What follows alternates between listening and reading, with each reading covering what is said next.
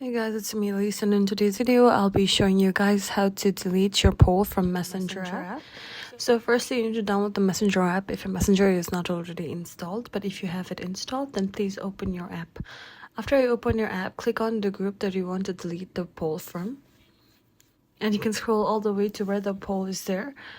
But as you can see, if you click on the poll, then another pop-up will come up like this where you can vote.